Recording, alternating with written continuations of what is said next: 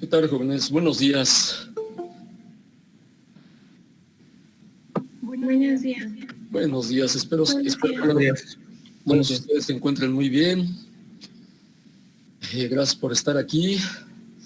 Iniciamos nueva semana y pues hoy va a ser una sesión un poquito movida, pero van a ver también en qué sentido y por qué. Ya estamos a 18 de enero, pero aún así creo que los reyes todavía tienen efecto porque pues ya les trajeron su regalo y se los dejaron conmigo. ¿A qué me refiero? No sé si se habrán percatado en Classroom que les puse ya la actividad para que me pudieran entregar los programas, aparte de lo que hemos estado haciendo de laboratorio, la parte de laboratorio. Bueno, les quería comentar que con esos elementos que ya están, es decir, lo que hemos hecho ya en el laboratorio, lo que me han entregado anteriormente y los programas que me van a entregar ahorita, tendrían ya o tendría yo para poder evaluarlos en este caso. De manera que si es un regalo en el sentido de que a final de semestre todos están muy movidos porque en todas las materias les dejan algo extra, proyectos, trabajos, en algunos casos se apresuran un poco más, o dependiendo, claro, del profesor. Pero en este caso, con eso ya tendrían suficiente. Y si ustedes observan, me acuerdo cuando me parece que fue Alejandro que me comentaba, ay, pero ¿para cuándo va a dejar los programas? No los iba a dejar para el otro día. Si se fijan, sí, se tiene para el jueves que viene, de manera que es un buen ratito todavía para que puedan hacerlos y entregarlos sin ningún problema. Si se fijan, no estoy incluyendo el cuestionario de la entrega 3, porque si les soy sincero, sí me siento un poquito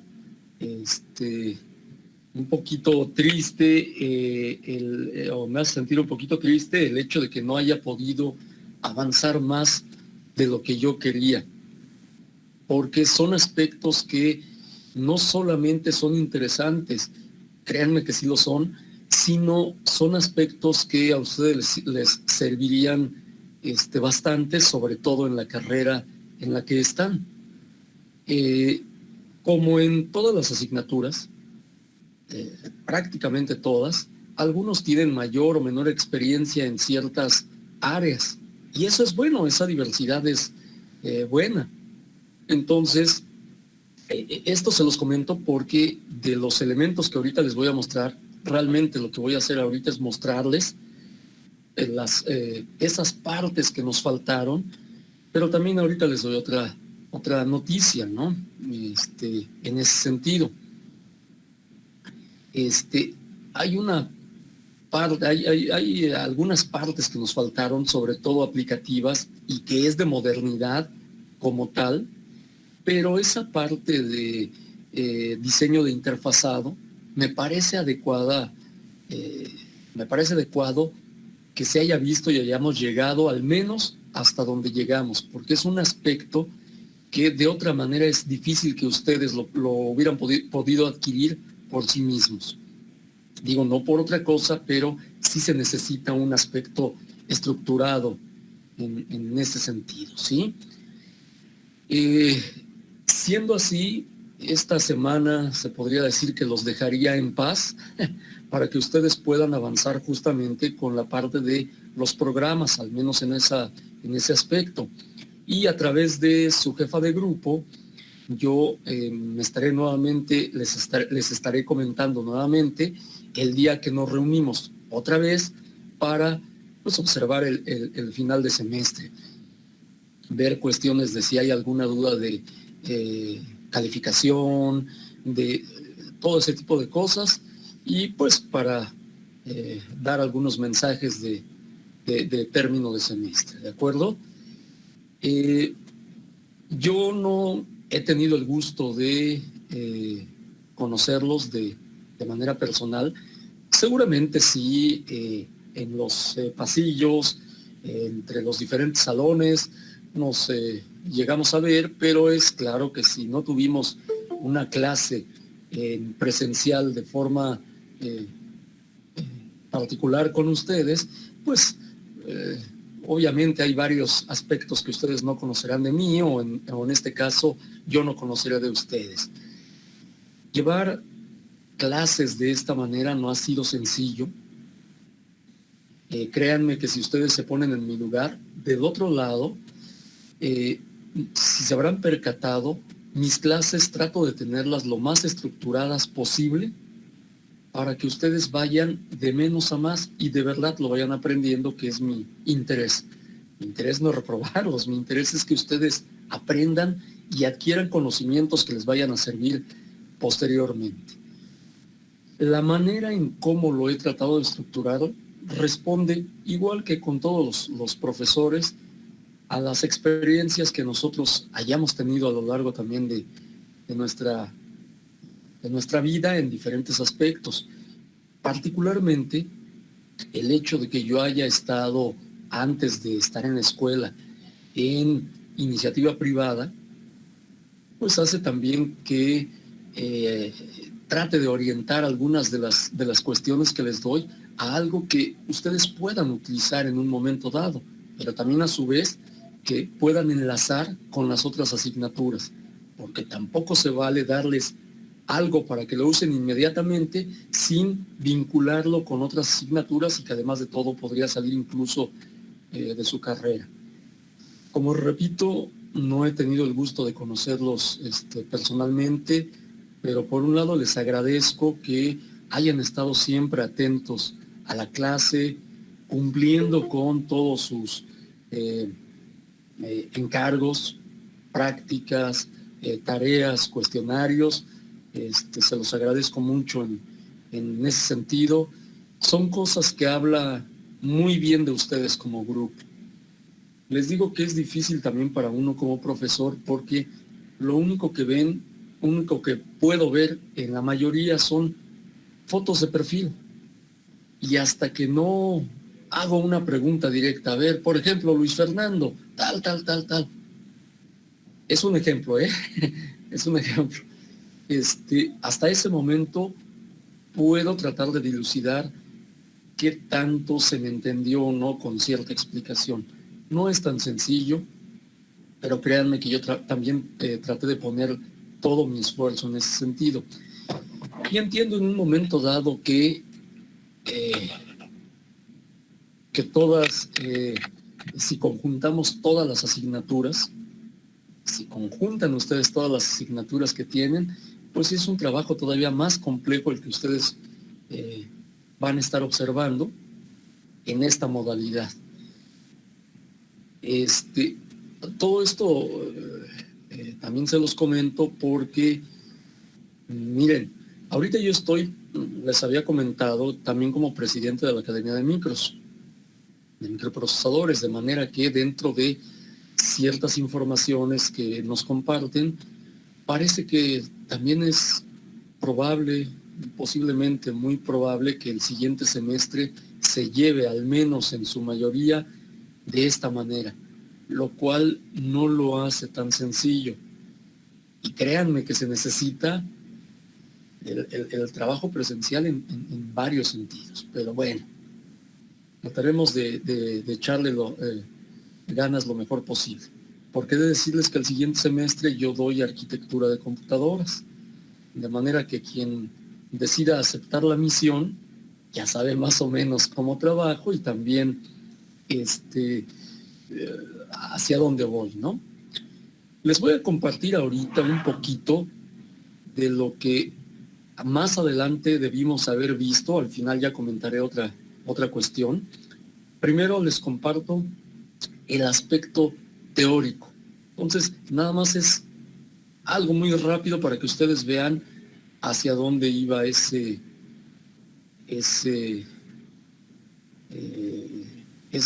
aspectos a los que yo me refería hace un momento. Permítanme. La presentación que ustedes van a ver ahorita es la que ya trabajamos anteriormente, simplemente es para que ustedes vean esa secuencia. Si recuerdan ustedes, en esta entrega 3 comenzamos con aspectos ya más específicos y ya más prácticos y con los cuales ustedes pudieron entender la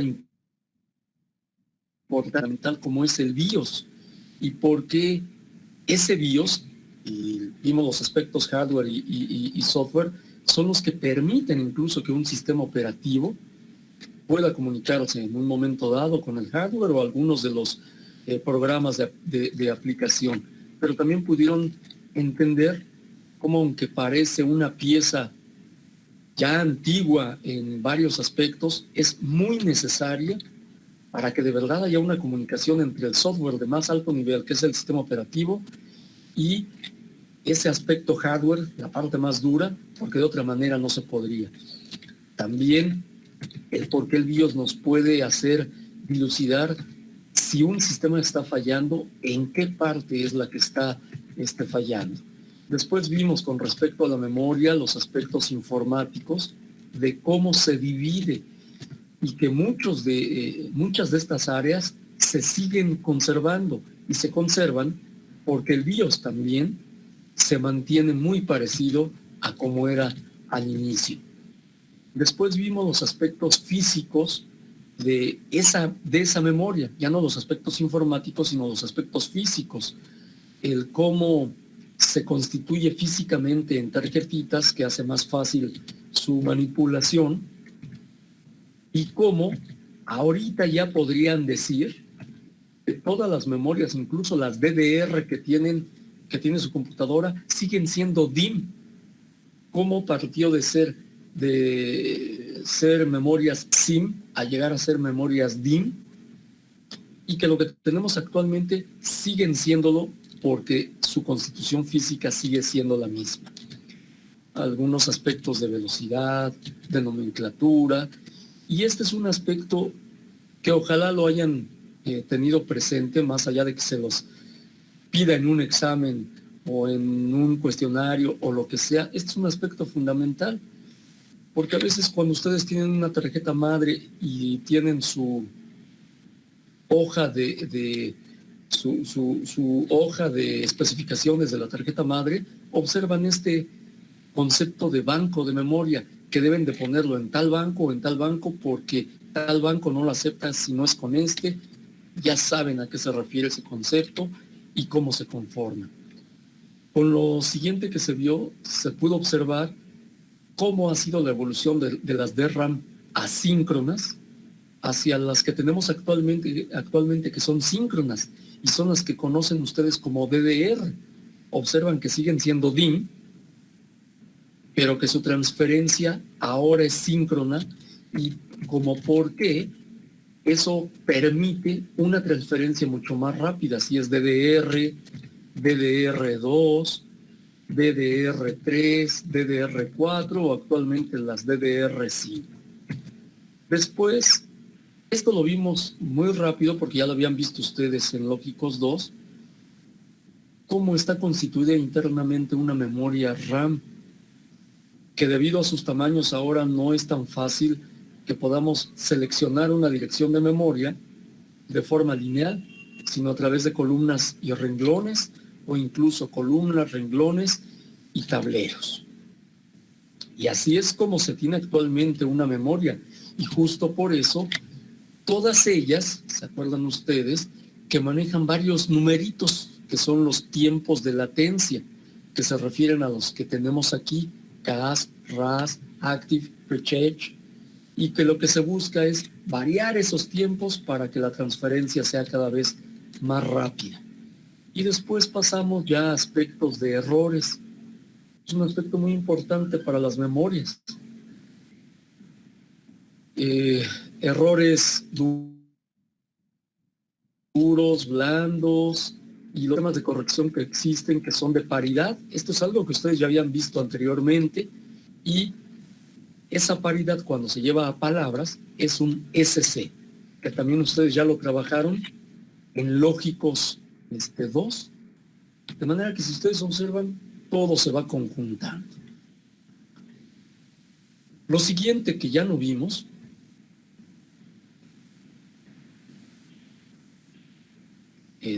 fue esta entrega 4A.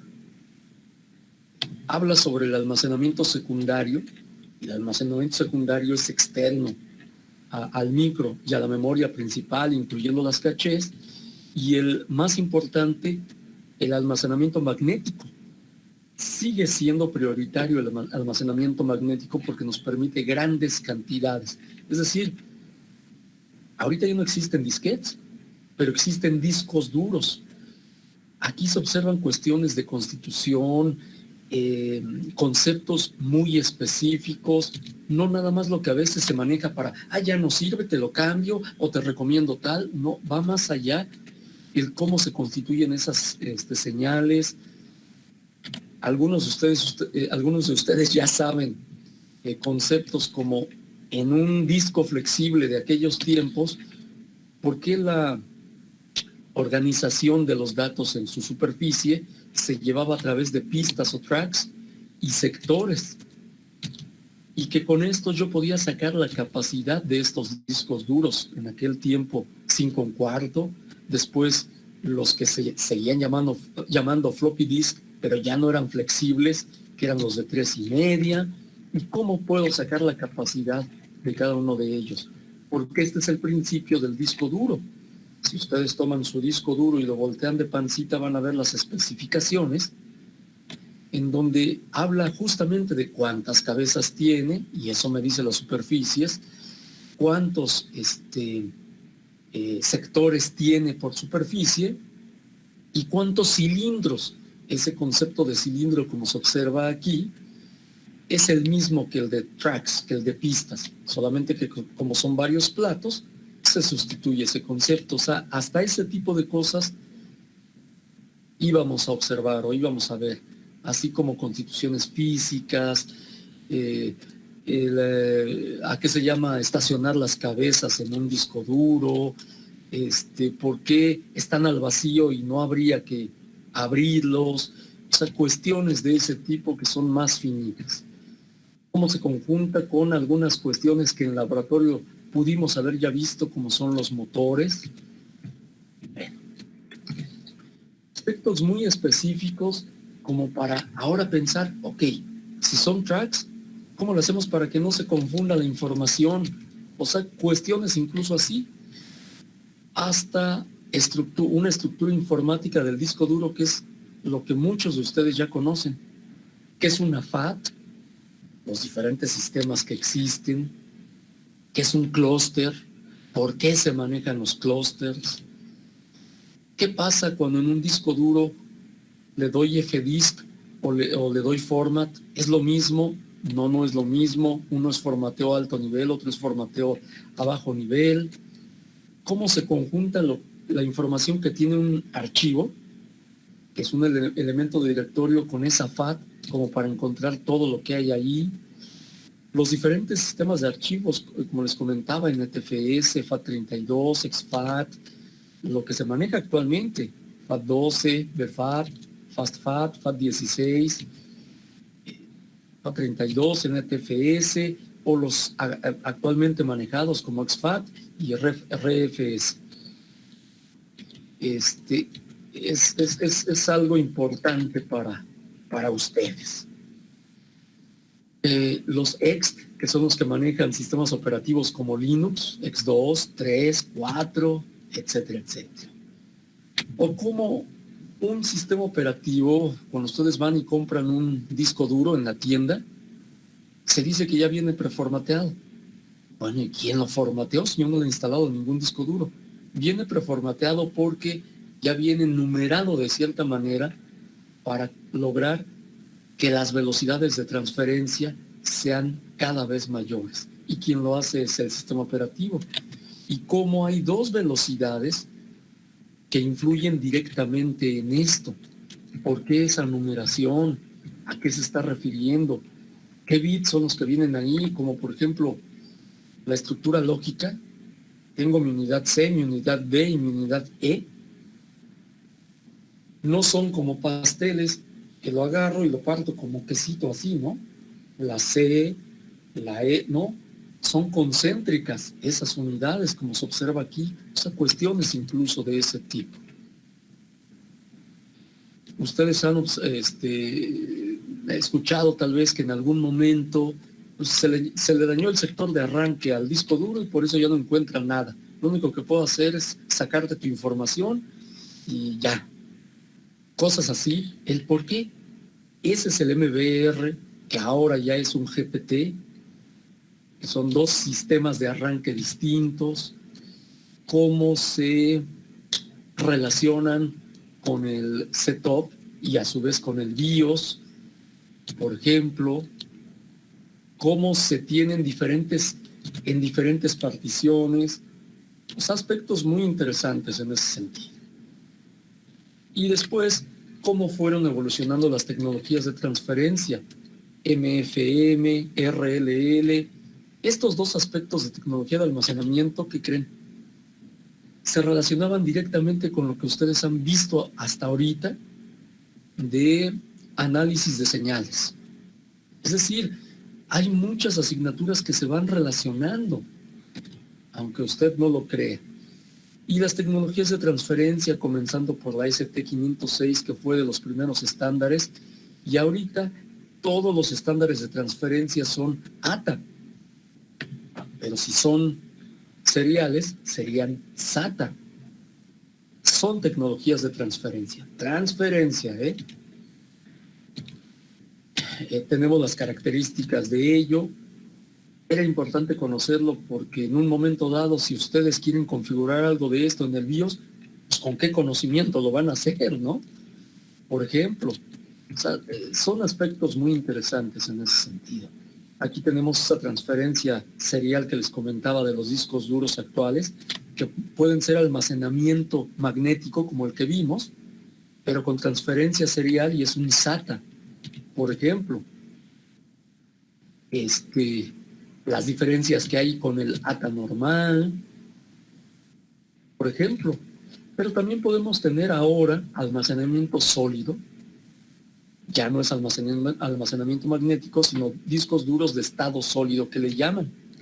Y es como si fueran grandes memorias. ¿Y cómo se organiza el almacenamiento dentro de ella? Y nada más un comentario.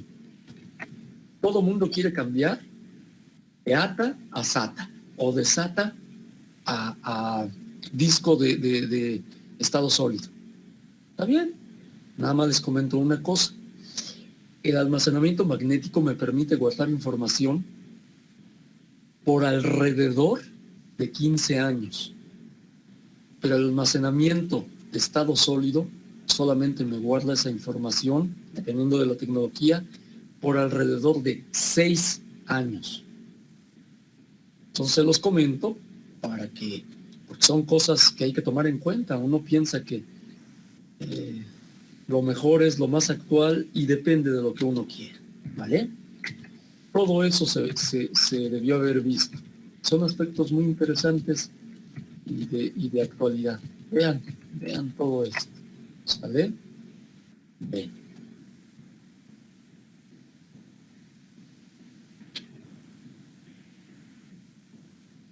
El 4B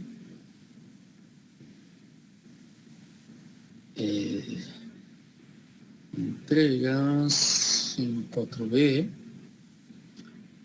ya era con respecto a otro almacenamiento secundario, pero que ustedes conocen, y comienza con discos compactos que comenzaron siendo discos para música. En realidad la información se guarda de forma mecánica porque lo que se hace es hacerle pequeños valles, así como pequeños, no orificios, pero sí valles justamente a la superficie del disco, y eso es lo que guarda la información.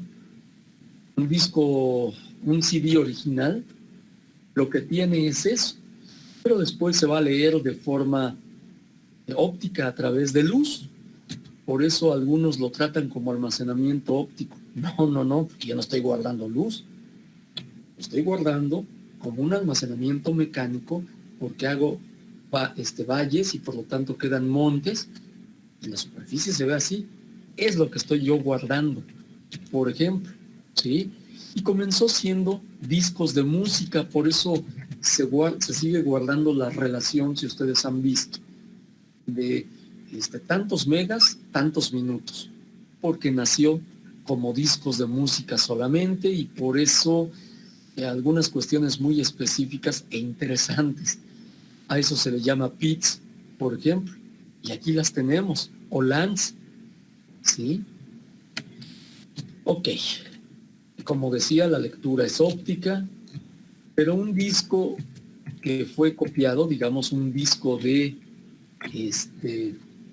respaldo o pirata, como quieran llamarle, ya no es un almacenamiento netamente mecánico, sino químico, porque tiene superficies de pintura, algunas partes las decoloro, y entonces cuando lo lee el haz láser, parece simular los valles y montes, pero justamente por eso si ustedes dejan un CD, digamos pirata o de respaldo, en el sol un ratito, se echa a perder, porque como es un almacenamiento químico, se borran áreas del mismo. Esto de CLB y CAB son aspectos curiosos e interesantes que les sirven mucho para saber cómo el dispositivo de lectura lo está leyendo. Pero bueno, ya no pudimos verlo.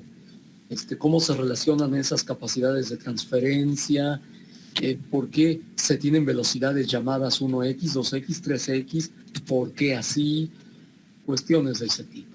Y los diferentes tipos de CD-ROM que hay, CD-R, CD-RW, etcétera, etcétera. Y como la Constitución me da justamente lo que les acabo de comentar hace un momento, la capacidad de que se grabe, no de manera mecánica, sino química, o incluso que se borre, o incluso tener diferentes sesiones para guardar información, datos en específico.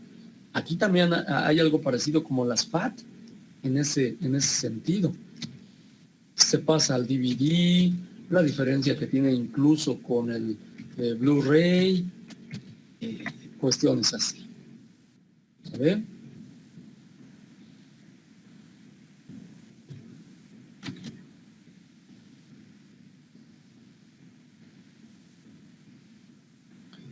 Ok.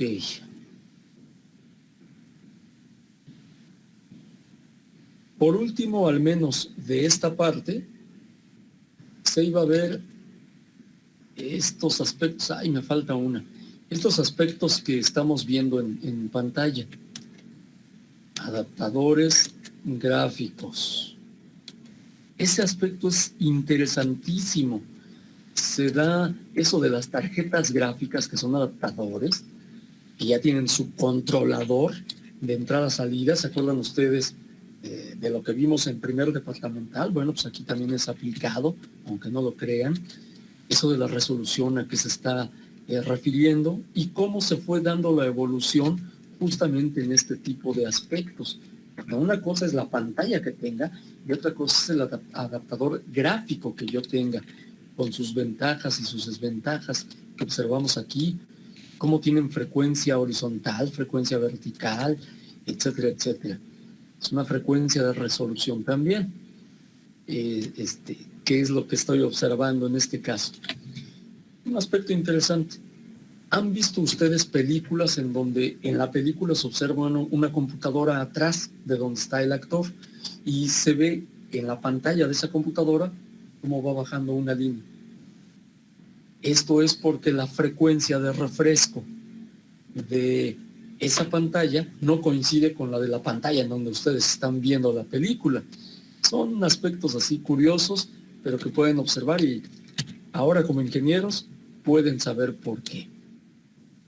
La conversión de frecuencia digital a frecuencia analógica, cuestiones así. Los diferentes tipos de memoria RAM que hay para video, es decir, para gráficos, porque son muy específicas. Guardan información en pequeños espacios que son lo que yo voy a estar observando en pantalla, cuadritos, o sea, muy interesante. Tan es así que las DDR son específicas para ello, por eso se les llama GDDR, partiendo de la GDDR normal hasta lo que tenemos actualmente, que es la GDDR5, específicas para video, por ejemplo. Aspectos de esas memorias, aspectos incluso técnicos, ¿sí? Anteriormente, todo esto se presentaba en pantallas llamadas de tubo de rayos catódicos, como los televisores de antes, y como esta información se mostraba en pantalla.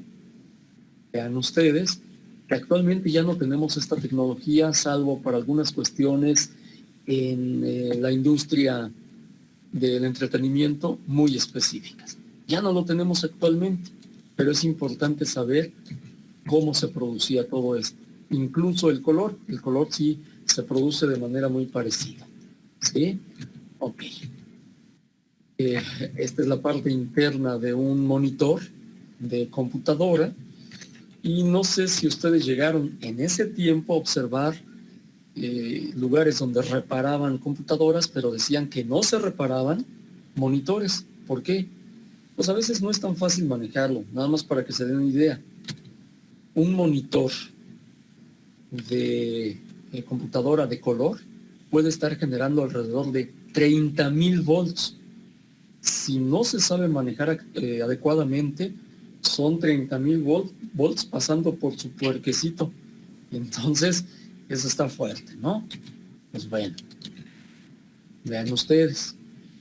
O no sé si llegaron a ver alguna pantalla de televisión de tubo de rayos catódicos o de computadora de tubo de rayos catódicos, en donde los colores se veían así como movidos, y una cara se veía roja y la otra se veía amarilla, y bueno, ahí muestra la forma en cómo se podía corregir esto, que parecía así como de magia.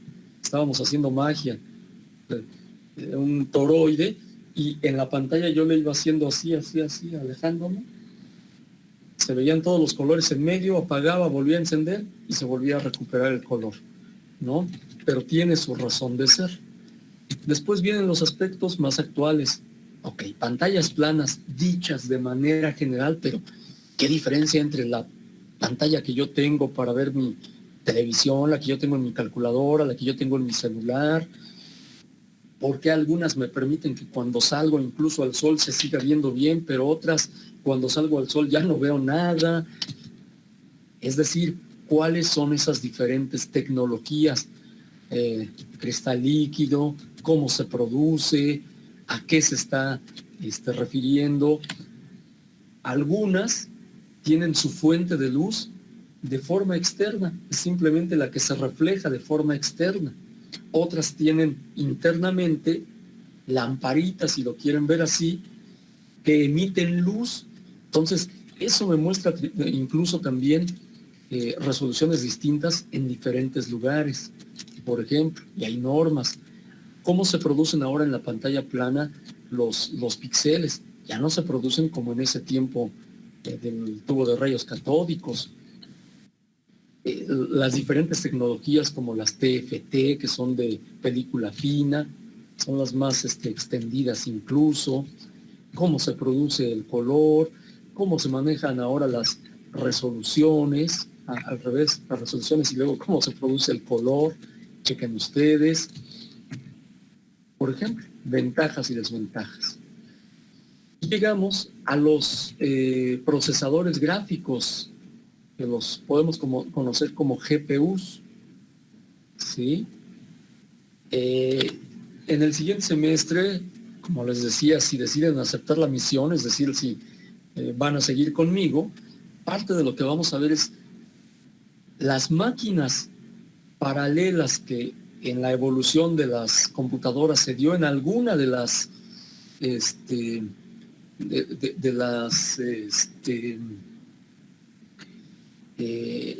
se me acaba de ir el nombre, no puede ser, de las generaciones. Uno pudiera pensar, pues ya pasó, ¿no? No. Actualmente, una de las máquinas de procesamiento vectorial más importantes son los GPUs. Por ejemplo, esos GPUs que no tienen un núcleo, 2 núcleos, 4 núcleos, 8 núcleos, pueden tener 80 núcleos, pueden tener más de 100 núcleos, pueden tener incluso más.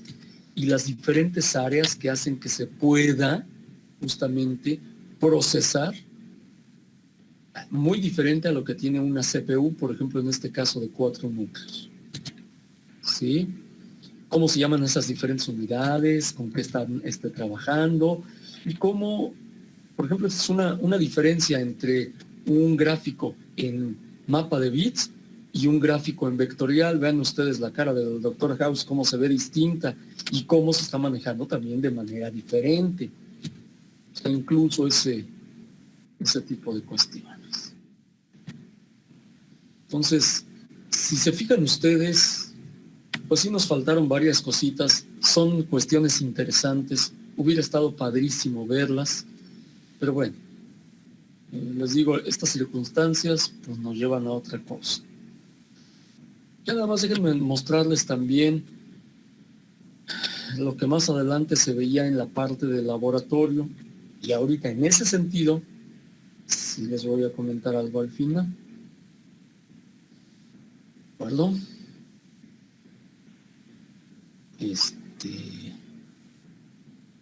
Permítanme un momento. Aquí está. La siguiente práctica de laboratorio, ya se me perdió, era la práctica 6, ya se observaban elementos más utilizables como el LCD y cómo puedo manejar un LCD a través de un sistema, a través de un microcontrolador, teniendo un sistema microcontrolado, con sus diferentes formas de manejo, que puede ser con 8 bits, con 4 bits, para ahorrar también terminales. Cómo en alto nivel se maneja de manera sencilla, porque hay una librería que me ayuda para eso, como es el LCD, y que me permite manejar los mensajes ahí de forma muy sencilla. También se puede observar la diferencia en bajo nivel, que si yo tengo una librería en bajo nivel, también se maneja de forma pues sencilla, aunque hay cosas que se complican. Pero si yo no tengo la librería, qué lástima me da mi caso, porque esa la tengo que escribir en bajo nivel. Íbamos a ver cuestiones de motores de corriente directa, cómo se manejaban, cómo se constituían, cómo solito el micro no puede manejarlo, necesita elementos para aumentar su corriente, y a eso se les llaman manejadores o drivers, que son los famosos puentes H, por ejemplo, cómo trabajan y cómo existen actualmente integrados, como el L293B o D, por ejemplo. Cómo los puedo manejar para esos motores de corriente directa, y vamos a hacer algunos ejemplos de ello para su manejo. ¿A qué se refiere eso de modulación de ancho de pulso? Pues eso nos permite variar, entre otras cosas, la velocidad de un motor, la intensidad de luz en alguna lámpara, cuestiones así. Y ejemplos justamente de eso, bastante interesantes, en bajo y en alto nivel, porque aquí la práctica está en bajo nivel, pues con lo que ya vimos, ustedes lo convierten a alto nivel y lo entregan. Era parte de la práctica. Y cómo podían manejar esos motores. ¿De acuerdo? Otro de los motores que son muy importantes en su uso son los llamados paso a paso, que nos permiten manejar el ángulo en el que se detiene el eje del motor, algo que un motor de corriente directa no nos los permite, pero un motor paso a paso sí nos los permite, y no solamente lo permite, sino es perfectamente utilizable. Antes, en los discos duros, ahora ya se utiliza otro tipo de motor, pero ya les comentaré. Por ejemplo, cuestiones de ese tipo, ¿sí? El manejo de un motor paso a paso es importantísimo, para muchas de las aplicaciones actuales. Y ahora ya teníamos nuestro LCD, nuestro motor a pasos, con sus ejemplos, y ya se les pedía otra cosa, ¿no? Y comenzamos con algunos sensores. Un sensor, el famosísimo CNI-70. ¿Por qué es famosísimo? Ustedes han visto las competencias de mini robótica. Tengo un robot, un vehículo seguilíneas, y tengo motores de corriente directa para poder dirigir al vehículo. Y tengo este tipo de sensores para poder saber si estoy sensando un negro y no un blanco de la línea, o al revés, un blanco de fuera y un negro de la línea, y con eso poder dirigirlo, entre otras cosas. O los de barrera, para pasar mi tarjetita como el H21A1, por ejemplo. Cómo manejo un parlante, una bocina, y con eso entonces ya puedo tener programas interesantes, como simular el número de personas en un aforo, que me saque ciertos mensajes, que pueda, o sea, muchas cuestiones así.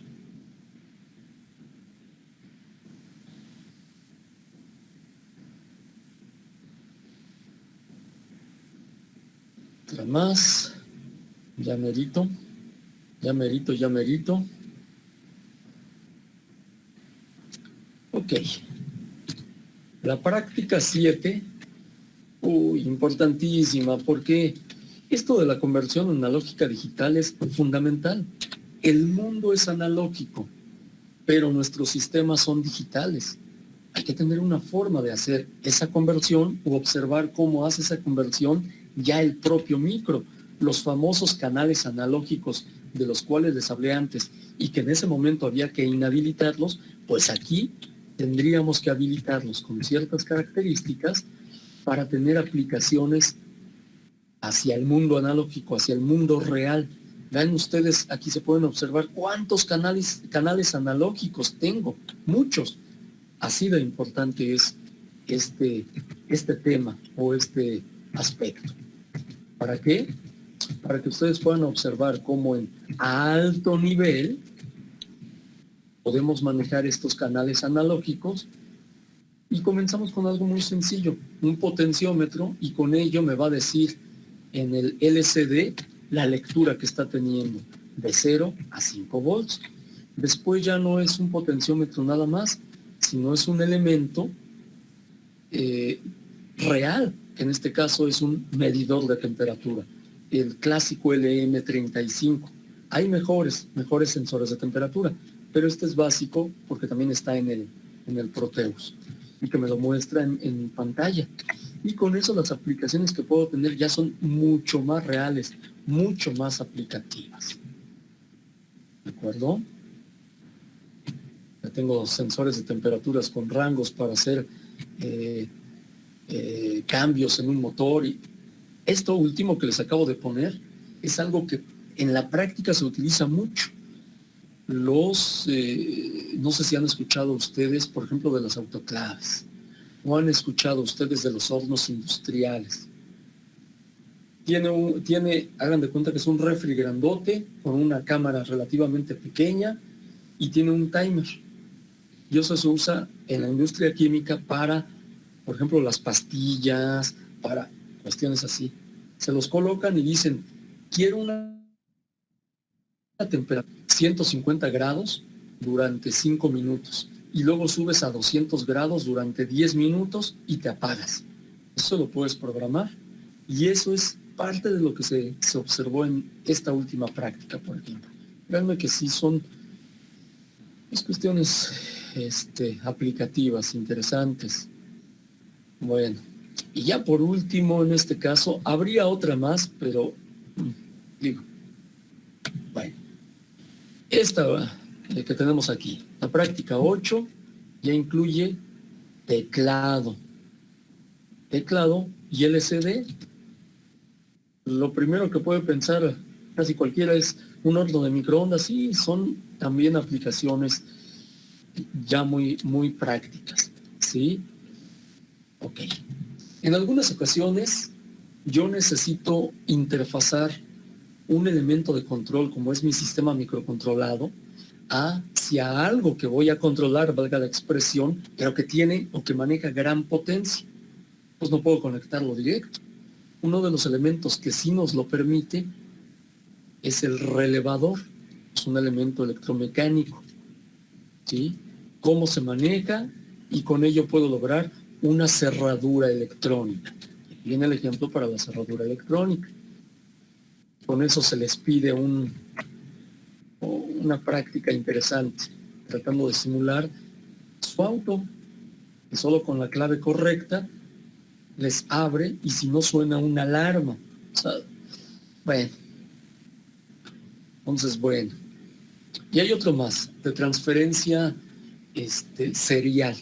Ya es un tema un poquito más avanzado, pero bueno, ya no se los puse.